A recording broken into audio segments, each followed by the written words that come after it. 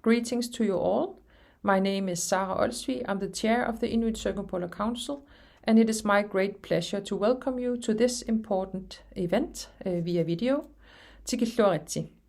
I would have loved to be in Romsa, Tromsø, to join the 3rd International Conference on Ecosystem Approaches to Management, and not least to join this important panel on Ilisimatusarfik. But I'm on my way to the UN for another meeting and could unfortunately not be there in person. Holistic approaches to our natural surroundings have been a fundamental core value for Inuit for time immemorial, and the implementation of these approaches has been a continuous goal for the Inuit Circumpolar Council. Since the establishment of our organization in 1977, Inuit have agreed on numerous policies, resolutions, and declarations in which we promote and further develop ecosystem-based approaches across Inuit Nunat, our homelands and waters. The Ilisimatusarfik initiative is one very good example of concerted Inuit efforts to introduce Inuit, or indigenous-led, management regimes that spans across state borders. In my remarks, I want to take you back in history to give you some background and give you an introduction to the human rights aspects of these efforts. As an Indigenous Peoples organization and an international Inuit organization, ICC early on decided to be the organization that not only advocates for implementing self-determination of Inuit in Inuit Nunat. We also from the outset had the goal of engaging in international processes and policy making, and thus applied for a consultative ECOSOC accreditation to the UN, so we could attend and influence international policy and lawmaking. We achieved the accreditation in 1983, and the first meeting that ICC delegates traveled to was a CITES meeting in Botswana the same year. Here Inuit defended our right to hunt seals and whales, as the then West Germany had put forward a proposal to include all seals on the CITES list too and to ban the hunt of certain whales. ICC's objective to go to the conference was to prevent the introduction of bans on hunting of species that were not threatened, as bans would have catastrophic consequences to our culture and ways of life, as ICC's founding president Hans Per Rosing said back then.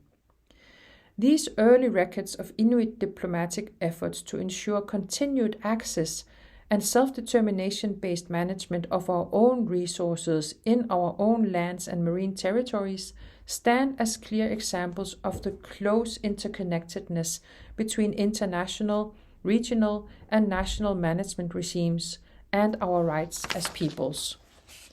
In our efforts to establish Inuit-led management regimes, we therefore not only continue our guardianship of nature and resources, but also of cultural diversity and integrity, and not least of the full implementation of the inherent and distinct rights to self-determination as Indigenous peoples.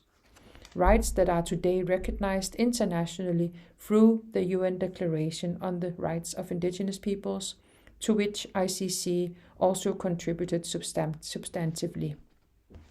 The recognition and implementation of the rights of Indigenous peoples includes a recognition of Inuit knowledge. The equitable recognition of knowledge of Indigenous peoples is thus closely tied to sovereignty. Knowledge that we hold determines our relation to nature, and without our knowledge, our societies and peoples would not have developed the Arctic as they have. Without equitable and ethical recognition of the knowledge of Indigenous peoples, no knowledge production is complete. To implement the knowledge of Indigenous peoples into all processes and management regimes is to implement our rights. It is my hope that the Arctic Council and its subsidiary bodies will fully implement these rights in all that is done, and I want to draw your attention to the Inuit Circumpolar Council's protocols for equitable and ethical engagement, to be found online for concrete steps to implement a rights-based approach. ICC stood behind the first cross-border Indigenous-led conservation strategy in the world, when the ICC General Assembly in 1986 adopted an Inuit regional conservation strategy. Up through the late 1980s and the beginning of the 90s, we continued to strive for Arctic governance structures to be established to support our visions for management and governance. We were co-founders of the Arctic Council, and it is important that this collaborative body continues to be the main body of collaboration also in these difficult times. I want to commend the Arctic Council working groups and secretariats for your continued efforts to ensure that the work and achievements built through decades in the Arctic Council is continued and protected. Your work is an important aspect of supporting the rights and self-determination of Inuit and other Arctic indigenous peoples. The Inuit Circumpolar Council's Ilisimatusarfik Commission was in place from 2016 to 2018 and drew up key recommendations for our governments. A milestone was reached when the governments of Greenland and Canada signed a letter of intent in October 2023 to further collaborate along the efforts and recommendations put forward by ICC. Together with ICC, our governments are thus preparing to implement the first of 3 Ilisimatusarfik Commission recommendations by establishing a Ilisimatusarfik steering committee to develop instruments and common foundations for an explicit Inuit-led management area. ICC looks forward to participating fully and effectively in the steering committee, and we will continue to ensure the advancements of the status and role of the rights holders. As it is correctly stated in the letter of intent, Inuit have regarded Ilisimatusarfik or Sarfarsuaq as a place of great cultural, spiritual, and historic significance for millennia, and the ecological and cultural footprint of Ilisimatusarfik is much larger than the physical boundaries of the Pelinia. We will continue to pursue implementation of the other recommendations, including defining the geographic area and ensure free mobility across the state border. As the original custodians of Ilisimatusarfik, we will continue to pursue its more formal safeguarding. As I said in my speech at the signing ceremony, the letter of intent between our governments is a true testament of the strong partnership between ICC, Grønlands Inuit Association, and our governments.